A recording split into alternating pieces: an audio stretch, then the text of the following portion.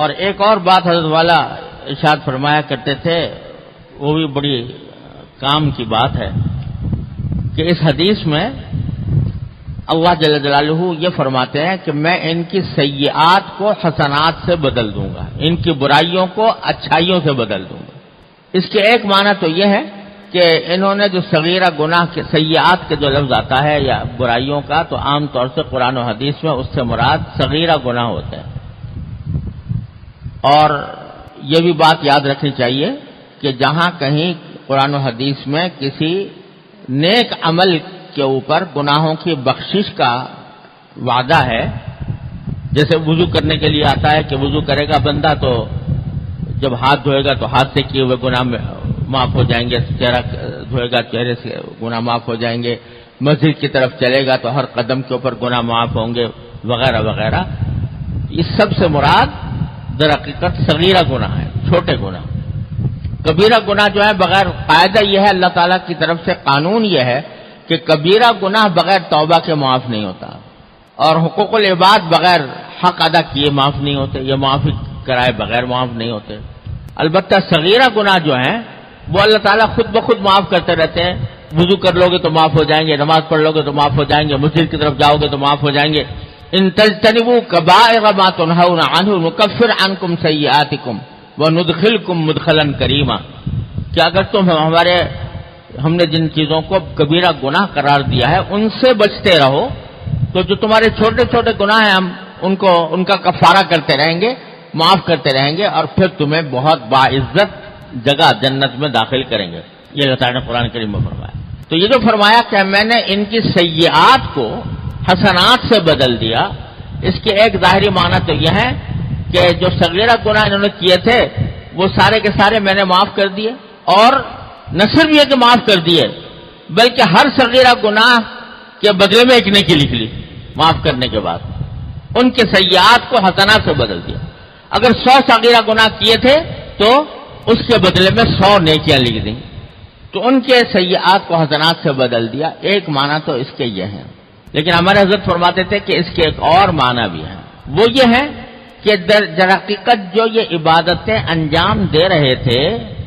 یہ بھی حقیقت میں غور کرو تو سیئات پر مشتمل تھی۔ ارے نماز جب پڑھی تو نماز کیا اس طرح پڑھی جیسی پڑھنی چاہیے تھی، روزہ اس طرح رکھا جیسے روزہ رکھنا چاہیے تھا، بے شک تراویح پڑھی لیکن اس طرح پڑھی کہ دل کہیں ہے دماغ کہیں ہے، حافظ پڑھ رہا ہے تو تیزی میں پڑھتا جا رہا ہے، اور سننے والا اس کو سنتا جا رہا ہے، نہ الفاظ کی طرف دھیان ہے، نہ معنی کی طرف دھیان ہے، نہ اللہ تعالیٰ کی طرف دھیان ہے، بس ایک 20 رکعتوں کی گنتی ہے جو پوری کر لی ہے۔ اور اس کا حق یہ ہے کہ آدمی جب اللہ تبارک و تعالیٰ کی بارگاہ میں حاضر ہو تو اللہ تبارک و تعالیٰ کی عبادت اس طرح کرے کہ جیسے کہ وہ باری تعالیٰ کو دیکھ رہا ہے، یہ باری تعالیٰ مجھے دیکھ رہے ہیں۔ لیکن کر لی، پڑھ لی تراویح، 20 رکعتیں پڑھ لی، دل کہیں ہے دماغ کہیں ہے، کچھ تھکن محسوس ہو رہی ہے، گنتی گن رہے ہیں کہ کب کتنی رکعتیں ہوئی کتنی باقی ہیں، تو یہ اس طرح پڑھی نہیں پڑھی؟ تو اگر غور کرو تو یہ نماز جو ہے یہ حقیقت میں حسنہ نہیں تھی بلکہ سیئہ تھی، اس لیے کہ اللہ تبارک و تعالیٰ کی بارگاہ میں حاضر ہے اور دل و دماغ کہیں اور ہے۔ اگر کسی بادشاہ کے دربار میں جاؤ، کسی صاحب اقتدار کے دربار میں جاؤ اور وہ تمہاری طرف متوجہ ہے اور تمہارا دھیان کہیں اور ہے، تم کبھی ہاتھ ہلا رہے ہو، کبھی پاؤں ہلا رہے ہو، کبھی اپنے تھکن کا اظہار کر رہے ہو، تو یہ در حقیقت بے ادبی ہے، گستاخی ہے اس بادشاہ کے صاحب اقتدار کی۔ اس لحاظ سے اگر دیکھا جائے تو جو نمازیں بھی پڑھی گئیں وہ حقیقت میں کیا تھیں؟ وہ ان کے اندر سیئات بھری ہوئی تھیں، طرح طرح کے خیال آ رہے ہیں، بعض اوقات ناجائز خیالات بھی آ رہے ہیں، فحش خیالات بھی آ رہے ہیں، اور اس طرح نماز پڑھی جا رہی ہے۔ حقیقت میں تو یہ سیئات کے قبیل سے، سیئات سے بھری ہوئی تھی، لیکن اللہ تبارک و تعالیٰ اپنے فضل و کرم سے فرماتے ہیں کہ آج چونکہ بہرحال ان کو میں نے جو کام سونپا تھا اپنی حد تک انہوں نے کیا، اگرچہ اس طرح نہ کیا جیسا کرنا چاہیے تھا، تو ان کی ان سیئات کو بھی میں حسنات ہی بنا دوں گا، اس نماز کو نماز ہی قرار دوں گا، اس روزے کو روزہ ہی قرار دوں گا، اس قیام کو قیام ہی قرار دوں گا، باوجود ہے کہ یہ حقیقت میں کہلانے کا مستحق نہیں تھا۔ تو ان کے ساری سیئات کو بھی میں حسنات سے تبدیل کر دوں گا، اپنے فضل و کرم سے تبدیل کر دوں گا۔ اللہ تبارک و تعالیٰ نے اتنے کرم فرمائے ہیں کہ اللہ فرما رہے ہیں تمہارے سیئات کو بھی میں حسنات سے بدل دوں گا۔ یہ بہلانے کی بات تو نہیں، جب بہلانے کی نہیں ہے تو یقین کرو اس بات پر، یقین رکھو اس بات کا کہ اللہ تبارک و تعالیٰ نے ضرور اپنے فضل و کرم سے ہمیں مغفرت کرنے والوں میں شامل کر لیا، مغفرت ہونے والوں میں شامل فرما لیا، ایک نئی زندگی عطا فرما دی، ایک حیات تازہ عطا فرما دی۔ لیکن ایک عجیب قرآن کریم کا انداز ہے، اللہ تبارک و تعالیٰ فرماتے ہیں کہ میں قریب ہوں، تم دور نہ چلے جانا۔ اللہ اکبر، دوری جو کچھ ہوتی ہے وہ ہماری طرف سے ہوتی ہے، اللہ تعالیٰ تو قریب ہے۔ دوری ہماری طرف سے ہوتی ہے کہ ہم غافل ہو گئے، ان کے ذکر سے غافل ہو گئے، ان کی فکر سے غافل ہو گئے، ان کے خیال سے غافل ہو گئے، یہ غفلت ہماری طرف سے آتی ہے، ورنہ وہ تو قریب ہی ہے۔ میں ہزار تجھ سے بعید ہوں یا عجب کہ تو میرے پاس ہے، میرے والد ماجد رحمۃ اللہ کا شعر ہے کہ میں ہزار تجھ سے بعید ہوں یا عجب کہ تو میرے پاس ہے، میں چاہے کتنا بھی دور چلا جاؤں تو میرے پاس ہی رہتا ہے، لیکن میرا کام اتنا ہے کہ اس دور جانے کے بعد میں لوٹ آؤں اور لوٹ کر تمہارے قرب کا احساس پیدا کر لوں۔ اے اللہ تیرے قرب کا احساس پیدا کر لوں، اور وہ قرب کا احساس جو ہے وہ پیدا ہوتا ہے اللہ تعالیٰ کے ذکر اور فکر سے۔ حدیث میں آتا ہے کہ جب کھانا سامنے آئے، ایک تو دعا ہوتی ہے نماز کھانے کی، وہ جو کھانے کے بعد پڑھی جاتی ہے، الحمدللہ الذی اطعمنا وسقانا وجعلنا مسلمین، ایک دعا تو یہ ہے۔ لیکن ایک دعا ہے جو کھانا کھاتے وقت، جب کھانا سامنے آئے تو اس وقت کیا کہے بندہ؟ اللہم لک الحمد علی ما رزقتنیہ من غیر حول منی ولا قوہ۔ اے اللہ، یہ جو کچھ کھانا آپ نے عطا فرمایا، مجھے رزق عطا فرمایا، میں اس کے اوپر شکر ادا کرتا ہوں کہ آپ نے مجھے بغیر کسی محنت کے، بغیر کسی قوت کے، اپنی طاقت نہیں تھی کہ میں اس کو حاصل کر سکتا، آپ نے اپنے فضل و کرم سے عطا فرما دیا۔ تو بندہ یہ جو کہہ رہا ہے کہ میں آپ کی عطا ہے، جب آپ کی عطا ہے آپ کا شکر ادا کرتا ہوں، یہ کہہ کر کھا لیا، الحمدللہ غفلت دور ہوئی، اللہ تعالیٰ کے سے دور جانے کا کہ بجائے تم اللہ تعالیٰ کے قریب آ گئے۔ پھر سب سے بڑی بات یہ کہ اللہ تبارک و تعالیٰ کے ذکر اور اس کی فکر کی سے آدمی بندہ خالی نہ ہو، اور اللہ تعالیٰ نے ایسے اسباب، ایسے طریقے مہیا فرما دیے ہیں اپنی رحمت سے کہ اگر آدمی ان کا اہتمام کرے تو یہ جو تعلق ہے اللہ تبارک و تعالیٰ کے ساتھ، محبت کا جو تعلق پیدا ہوا، اس کی حفاظت ہو جاتی ہے، اس کا تحفظ ہو جاتا ہے، اس کے تحفظ کا سامان کرنے کے لیے اللہ تعالیٰ نے چھوٹی چھوٹی باتیں ایسی عطا فرمائی ہے۔ فاذکرونی اذکرکم، میرا ذکر کرو میں تمہارا ذکر کروں گا۔ اور حدیث قدسی میں ہے کہ اگر بندہ جو ہے وہ تنہائی میں ذکر کرتا ہے اللہ تبارک و تعالیٰ، اللہ تعالیٰ تنہائی میں اس کا ذکر فرماتے ہیں، اور اگر مجمع میں ذکر کرتا ہے تو اللہ تعالیٰ اس سے بہتر مجمع میں، یعنی ملائکہ کے مجمع میں اس کا ذکر فرماتے ہیں۔ ارے ایک بنگا، حقیر سا بنگا، اس کی کیا حیثیت، کیا حقیقت کہ وہ مالک الملک والملکوت اس کا ذکر کرے، لیکن باری تعالیٰ فرماتے ہیں ہم اس کا ذکر کرتے ہیں جب وہ ہمارا ذکر کرتا ہے۔ اور وہ ذکر اس طرح بھی ہے، سبحان اللہ، الحمدللہ، لا الہ الا اللہ، اللہ اکبر، جتنے بھی اذکار ہیں وہ بھی ہیں، اور اللہ تبارک و تعالیٰ کی نعمتوں کا استحضار اور اس پر شکر ادا کرتے رہنا۔ جو کچھ بھی نعمت میسر ہو، چھوٹی سے چھوٹی نعمت بھی ہو، تو اس کے اوپر اللہ تبارک و تعالیٰ کا شکر ادا کرتے رہنا، اور اپنی ہر حاجت کو اللہ تعالیٰ سے مانگنے کا خوگر بننا کہ چھوٹی چھوٹی باتیں بھی میں اللہ تعالیٰ سے مانگتا رہوں، ہر وقت مانگتا رہوں۔ یہ ایسی چیز ہے کہ جو انسان کو اللہ تبارک و تعالیٰ سے قریب کرتی رہتی ہے۔ اللہ تعالیٰ تو ہے ہی قریب، لیکن بندہ قریب ہوتا ہے ان راستوں سے۔ اللہ تبارک و تعالیٰ اس کی توفیق عطا فرمائے۔ تو پھر یہ ایسی چیزیں ہیں کہ جو انسان کو اللہ تبارک و تعالیٰ کے ساتھ اس کے تعلق کو مضبوط کرتی ہیں اور اس کو اللہ تعالیٰ سے قریب کر دیتی ہیں۔ کسی زمانے میں اس غرض کے لیے کہ دنیا کی محبت سے انسان کا دل خالی ہو اور اللہ جل جلالہ کی محبت اس میں آ جائے، اس غرض کے لیے بڑے بڑے ریاضتیں، بڑے بڑے مجاہدے کرنے پڑتے تھے. خانقاہیں تھیں، ان کے اندر لوگ جا کے رہتے تھے اور مجاہدے کرتے تھے، ریاضتیں کرتے تھے، تب جا کر یہ مسئلہ حل ہوتا تھا. اور اس طریقے سے اللہ تبارک و تعالیٰ کا قرب حاصل کرنے کی کوشش ہوتی تھی. لیکن اللہ تعالیٰ درجات بلند فرمائے حضرت حکیم الامت مولانا اشرف علی صاحب تھانوی رحمۃ اللہ علیہ کے، انہوں نے حقیقت میں تصوف اور طریق کی تجدید فرمائی، اور ہم جیسے کمزوروں کے لیے ایسے راستے تجویز فرمائے کہ جو بڑے بڑے مجاہدوں اور ریاضتوں سے جو چیز حاصل ہوا کرتی تھی وہ تھوڑے تھوڑے اعمال سے اللہ تعالیٰ کے فضل و کرم سے حاصل ہوئی. وہ فرمایا کرتے تھے کہ اب کہاں جاؤ گے کہ ان صوفیاء کرام کی طرح کے مجاہدے کرو، ان کی طرح ریاضتیں کرو، لیکن ایسے چٹکلے تمہیں بتا دیتے ہیں کہ اللہ تبارک و تعالیٰ کے فضل و کرم سے وہ اب اس پر عمل کرنے سے اللہ تبارک و تعالیٰ کے ساتھ جو تعلق مقصود تھا وہ حاصل ہو جائے. اور وہ یہی ہے کہ ہر چھوٹے بڑے کام میں، دنیا ہی کے کام میں عادت ڈالو اس بات کی کہ چھوٹی سی بھی حاجت ہے تو اللہ تبارک و تعالیٰ کی بارگاہ میں پیش کرو، اور دل میں کر لو، زبان سے کر لو، زبان سے نہیں دل میں کر لو. یا اللہ گرمی لگ رہی ہے، میری گرمی دور فرما دیجئے. یا اللہ میں گھر میں داخل ہو رہا ہوں، اچھا کھانا کھلا دیجئے. یا اللہ یہ گھر کے اندر بچوں کو دیکھوں گا، ان کو خیر عافیت سے رکھیے. یا اللہ میں گھر سے باہر نکل رہا ہوں، سواری مجھے اچھی دلوا دیجئے. سواری میں بیٹھ گئے، یا اللہ عافیت کے ساتھ منزل پر پہنچا دیجئے. یا اللہ یہ ٹریفک کا ہجوم ہے، اس سے مجھے عافیت کے ساتھ نکال دیجئے. مانگتے رہو، منگتے بن جاؤ. اللہ تبارک و تعالیٰ سے مانگ کر زندگی گزارو. جو مرحلہ بھی درپیش ہے اللہ تعالیٰ کی بارگاہ میں پیش کر دو، اور اس سے مانگو گے. جتنا مانگو گے اتنا ہی اللہ تبارک و تعالیٰ کا قرب بڑھے گا، اللہ تعالیٰ سے قرب بڑھے گا. کیونکہ دعا بذات خود ایک عبادت ہے. ہر دعا چاہے وہ دنیاوی مقاصد کے لیے ہو، یا اللہ مجھے رزق دے دیجیے، اللہ مجھے روزگار دے دیجیے، اللہ مجھے صحت دے دیجیے، اپنے دنیاوی مقصد کے لیے مانگ رہے ہو لیکن ہے عبادت. اللہ تعالیٰ کہتے ہیں تم مجھ سے مانگ رہے ہو، میں تمہیں اس کو عبادت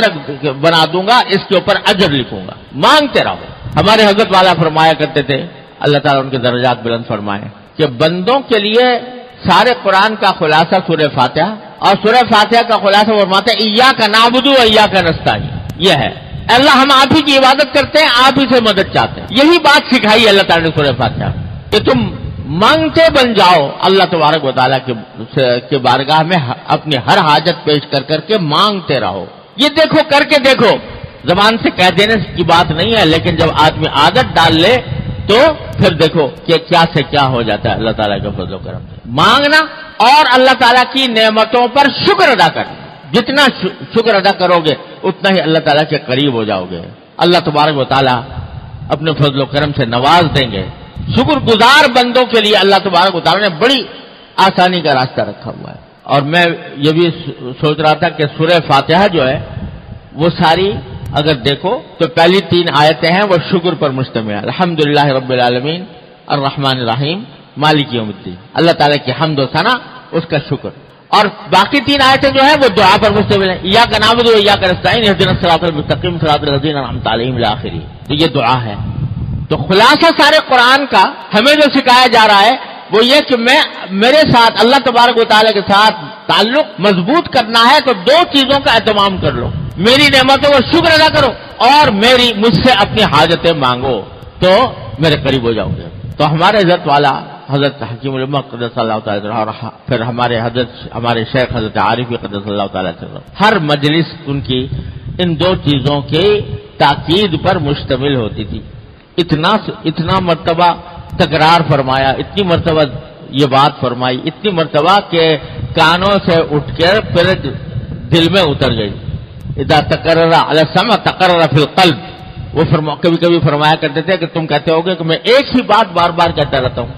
ارے قرآن کریم کو دیکھو، اس میں ایک ہی بات کتنی مرتبہ بار بار فرمائی اللہ تعالیٰ نے. اس لیے فرمائی ہے تاکہ صرف اتنی نہ ہو کہ بات کہی گئی اور کانوں تک پہنچی اور ایک کان سے داخل ہوئی دوسرے کان سے نکل گئی، بلکہ اس لیے ہو کہ دل میں پیوست ہو جائے گی. اور پیوست ہوتی ہے کثرت سے. تو حضرت فرماتے تھے کہ اس لیے میں بار بار یہ بات کہتا ہوں. اور حقیقت یہ ہے کہ سنتے رہتے تھے، لیکن جب اتنی بار سنا کہ دل میں بیٹھ گئی بات، تو الحمدللہ کچھ توفیق بھی ہو گئی، اس کی وجہ سے کچھ عادت بھی پڑنے لگی۔ ہمارے حضرت فرماتے ہیں کہ اگر باقاعدہ تم عبادت کرنے جاؤ، نماز کی نیت باندھ کر کھڑے ہو، سجدہ کرو، رکوع کرو، ہے ہی عبادت بڑی اعلیٰ درجے کی، لیکن دیکھنے والا بھی دیکھ رہا ہے کہ بھئی تم عبادت کر رہے ہو، اور تم نے دل ہی دل میں اپنے اللہ سے رشتہ جوڑا ہوا ہے، یا اللہ میرا یہ کام کر دے، یا اللہ میرا یہ کام کر دے، یا اللہ میرا یہ کام کر دے، یا اللہ آپ نے یہ نعمت دی ہے میں اس کو شکر ادا کرتا ہوں، یا اللہ آپ نے یہ نعمت دی ہے۔ دل یہ کہہ رہا ہے بار بار، دل اس میں لگا ہوا ہے، چاہے دنیا کے کام بھی کر رہے ہو، لیکن دنیا کے کام میں بھی تو حاجت پیش آتی ہے، مانگو۔ دنیا کے کام میں کوئی کامیابی حاصل ہوتی ہے، شکر ادا کرو۔ تو یہ چیز ایسی ہے کہ کسی کو پتا بھی نہیں۔ ہمارے حضرت فرماتے تھے کہ دل میں انہوں نے کہہ دیا اللہ آپ کا شکر ہے یہ کام ہو گیا، دل میں کہہ دیا اللہ یہ کام کرا دیجئے، کسی کو پتا بھی نہیں چلا، اور نہ جانے کیا سے کیا ہو گیا۔ حضرت والا کا جملہ یہ تھا کہ کیا سے کیا ہو گیا، یعنی اللہ تعالیٰ کے ساتھ کس طرح رشتہ جڑ گیا۔ یہی وہ بات ہے کہ حضرت مجذوب صاحب رحمۃ اللہ علیہ، حضرت خواجہ عزیز الحسن صاحب مجذوب رحمۃ اللہ علیہ، حضرت تھانوی رحمۃ اللہ علیہ کے بڑے خاص خلفاء میں سے تھے اپنے زمانے میں ڈپٹی کلیکٹر تھے، انگریزی خاں تھے، کوئی باقاعدہ عالم بھی نہیں تھے، لیکن حضرت والا کے صحبت نے ان کو ایسا کچھ بنا دیا تھا کہ بڑے بڑے علماء بھی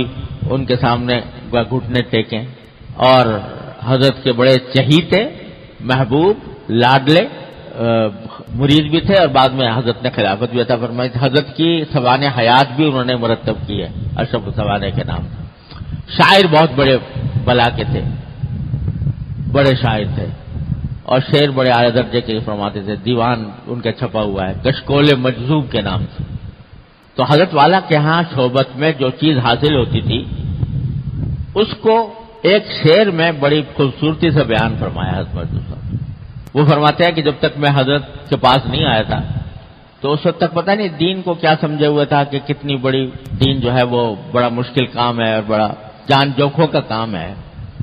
لیکن حضرت کے پاس آ کر یہ باتیں سن کر اللہ تبارک و تعالیٰ نے بتایا کہ یہ تو کچھ بھی نہیں، بہت آسان ہے اللہ تعالیٰ کے ساتھ تعلق قائم رکھنا۔ تو اس کو انہوں نے ایک شعر میں کہا ہے، فرمایا کہ وہ اتنے تھے قریب کہ دل ہی میں مل گئے، وہ اتنے تھے قریب کہ دل ہی میں مل گئے، میں جا رہا تھا دور کا ساماں کیے ہوئے، میں تو اس خیال سے چلا تھا کہ پتہ نہیں کیا کچھ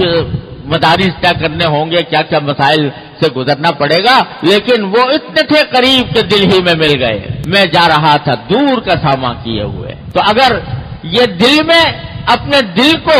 ذرا سا متوجہ کر لو اللہ جل جلالہ کی طرف، کوئی لمحہ انسان کا خالی نہیں ہے جس میں انسان کے دل میں کوئی خیال نہ آ رہا ہو، ہے کوئی خالی؟ کوئی لمحہ خالی نہیں ہے، خیالات کی ایک رو ہے جو چل رہی ہے، مگر وہ رو چلی ہوئی ہے اس طرح کہ غفلت میں، اللہ تعالیٰ سے غفلت میں خیالات کی رو چل رہی ہے۔ اگر اس خیالات کی رو کو تم اپنے اب مالک کے ساتھ تعلق کی طرف موڑ دو، یہی کر کے کہ مانگ کر اللہ تعالیٰ سے اس کی نعمتوں کا شکر ادا کر کے، اور اگر کوئی غلطی ہو جائے تو استغفار کر کے یہ مانگتے رہو، تو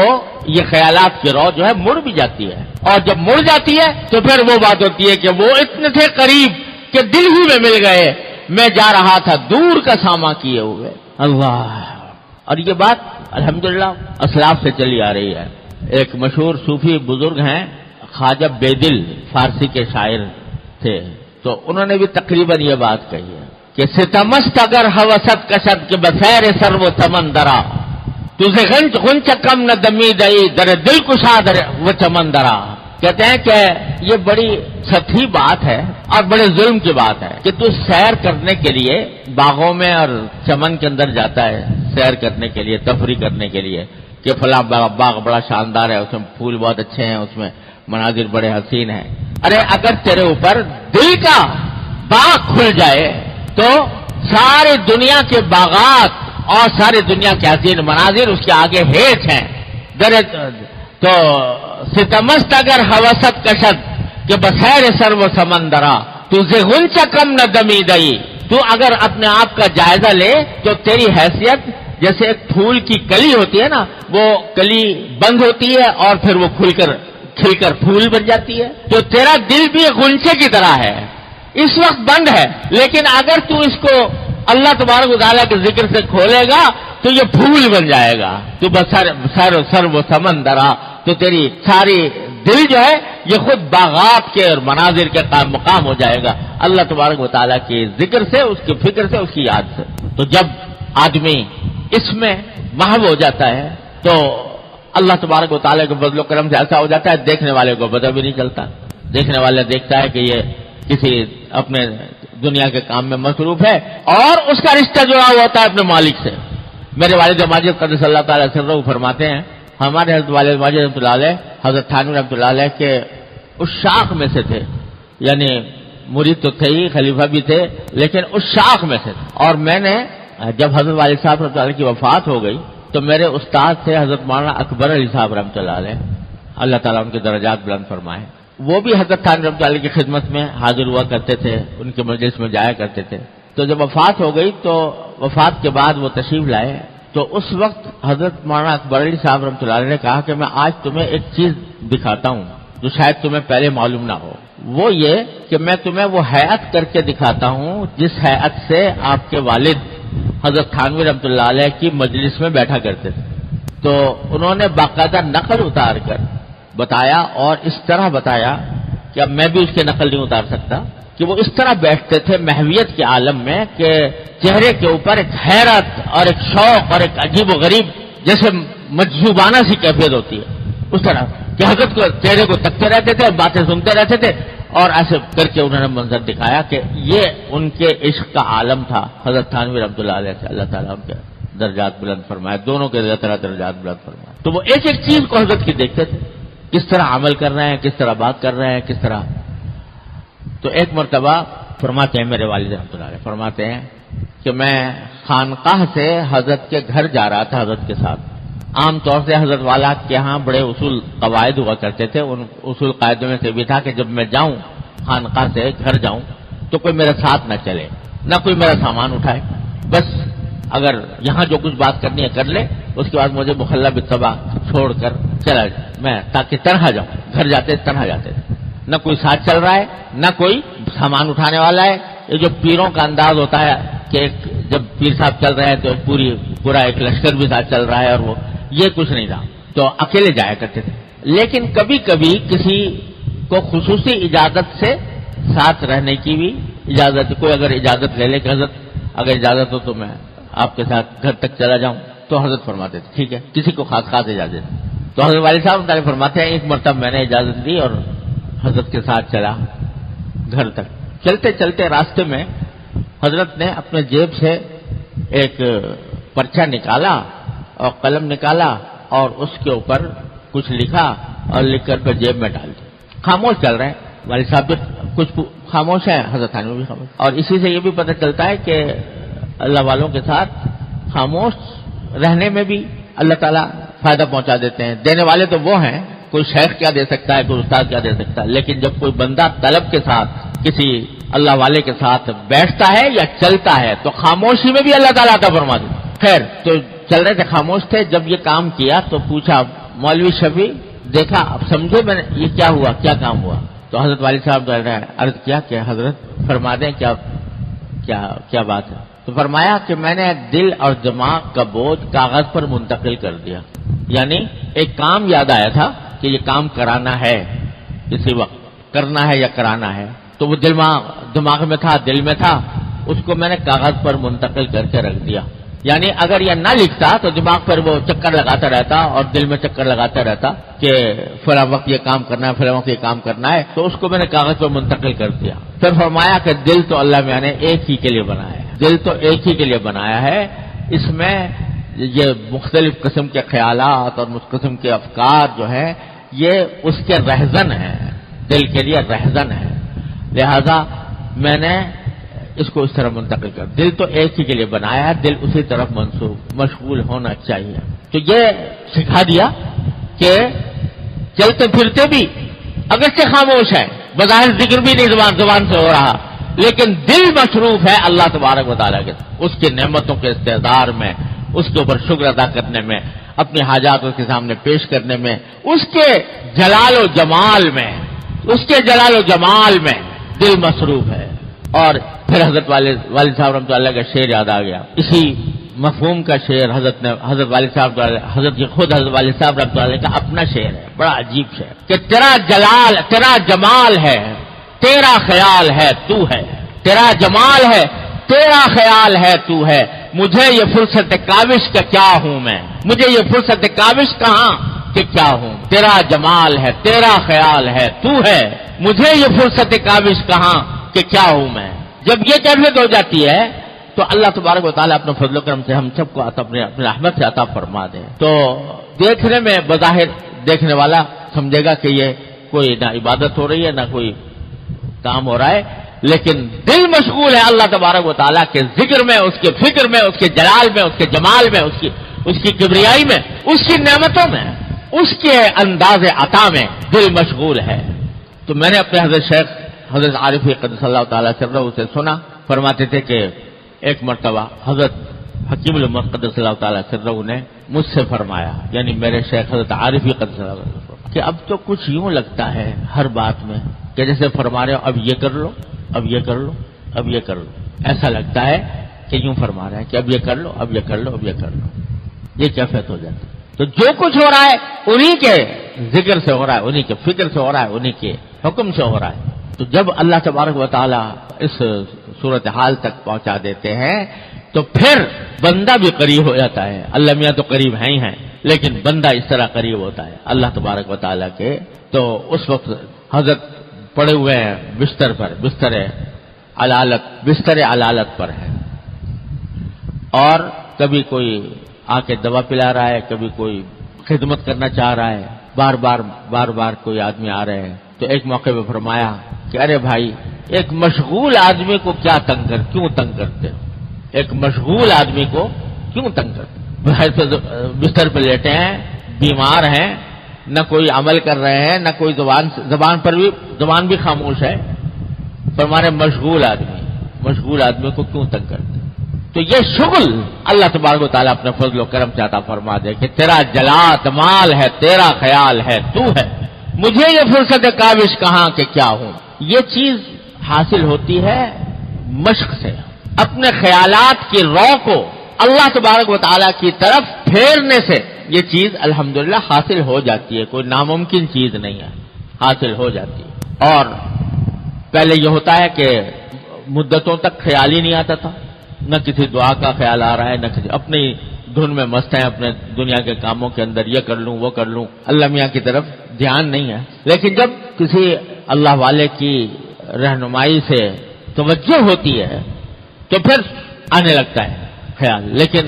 آتا ہے پھر چلا جاتا ہے, آتا ہے پھر چلا جاتا ہے, آتا ہے پھر چلا جاتا ہے. لیکن اگر آدمی لگا رہے اور کوشش نہ چھوڑے, اور جب بھی کبھی غفلت ہو پھر اللہ تعالیٰ کی طرف متوجہ ہو جائے, پھر اللہ تبارک و تعالیٰ کے نعمتوں کی طرف اس سے مانگنے کی طرف متوجہ ہو جائے, تو پھر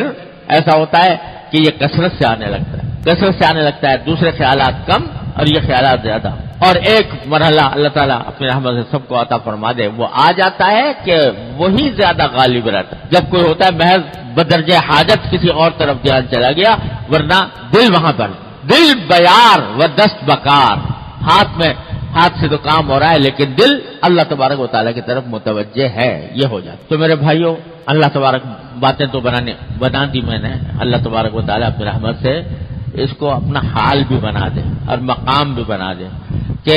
اپنی رحمت سے وہ ہم سے جس طرح وہ قریب ہے ہمارے, تو اسی طرح ہم بھی اللہ تبارک و تعالیٰ کے قریب ہو جائیں, اللہ تبارک و تعالیٰ کے ذکر سے قریب ہو جائیں, اس کی فکر سے قریب ہو جائیں. www